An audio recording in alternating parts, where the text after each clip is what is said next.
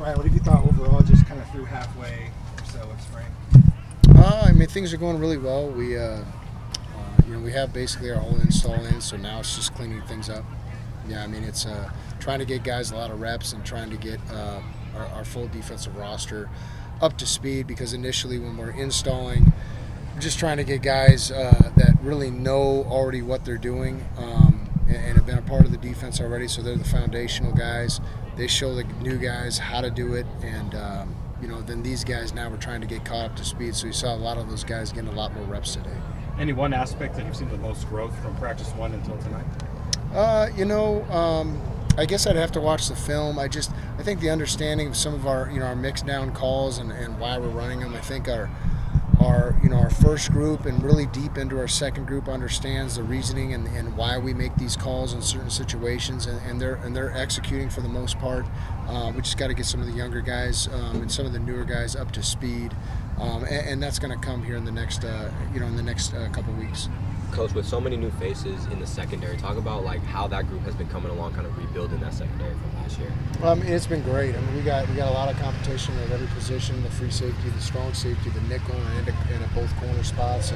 And guys all have strengths. So it's really trying to figure out and really trying to challenge these guys to learn what we're doing, why we're doing it, and getting those guys to understand that.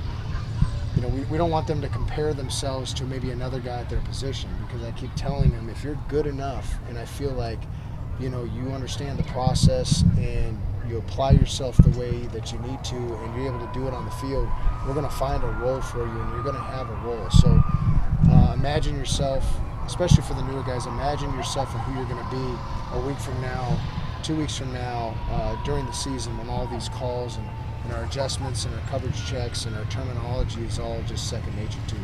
What growth have you seen, no mixing and matching, but from the linebacker core to this point? They're getting better and better, and Coach Coop does a great job developing those guys. He pours into those guys, and that room is so receptive. We really feel like we have, a lot of depth, and it's really the same thing. Those guys have strengths. And we're going to use those guys that have maybe bigger strengths in certain situations than other guys. So we're challenging our guys right now to receive all the information and be able to apply it on the field right now. What's your take on the defensive line? Obviously, Coach Reynolds coming in and more depth there for you guys. What have you seen in progress there? Yeah, it's a great group. They bring a lot of energy, that group, and there's a lot of competition, obviously, but you just see the size of that group and the depth of that group, and that gets you really excited. When you look at our football team, we're just a bigger, more physical-looking football team, and we just have a lot more bigger bodies on this team. So it's exciting, and we're still figuring out, what those guys can do and what their strengths are, and we feel like we're in a much better position right now than we were a year ago. When you bring so many transfers in the defensive line and linebacker, a lot of been there, done that guys, 1 year, 2 years ago left. Have you seen it in spring? Just that experience really coming to fruition. Yeah, even though it's a brand new environment. Yeah, 100%, especially on the defensive line. A lot of those guys played a lot like Watley and Clark. Those two guys. I mean, especially those guys. Just it's plug in. Kangaika. I mean, those three guys. They just come in. You tell them it a couple times and they get it right. They're very receptive to coaching. They're great guys. They've really assimilated into our culture, and it's fun to have those guys. It's fun to coach those guys. You've had several true freshmen take a lot of team period snaps this spring. You mentioned how you're trying to have them envision the progression from week 2 to week 3. How have those conversations, those interactions been? I mean, it's kind of 50 first dates with a few of them, and a few of those,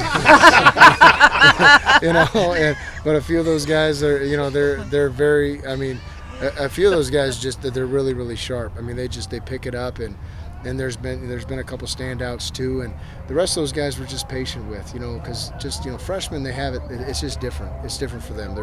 They're in a new environment for the first time. They're new coaches, new terminology, and the terminology usually is on a whole nother level than what they're used to. Some of them are used to it. most of them aren't in terms of the volume of it as well. So trying to keep up, especially at the pace that we're trying to install right now, being our second year, it's hard for those guys. They got new friends, there's new faces, they're away from home. Even the paint on the wall and the ground underneath their feet just feels different. So we really don't expect it out of them, but what we bring them in for is so they can learn, get caught up to speed, so they're that much further ahead. They're that much further ahead, especially come their second, third year. Those guys are ready to be people we can count on. Coach, how important is the veteran leadership from people like Ed Woods and Shamari Simmons in that secondary to help all the new transfers and the new freshmen coming in? Yeah, huge. I mean, you love Shamari's patience and how he communicates with those guys, and he gets respect from all those guys because they know what type of person he is and how humble he is and how hardworking he is, and a guy that's that tough. I mean, he really can. He can set the culture for your team and for your room. And Ed, Ed is he's the embodiment of he's just businesslike, and he's really quiet, but he's super competitive, and he's a guy that he just kind of does everything right. The way he approaches, he has a businesslike approach to every day, and that just really sets a great culture for that room. So those guys are really invaluable, along with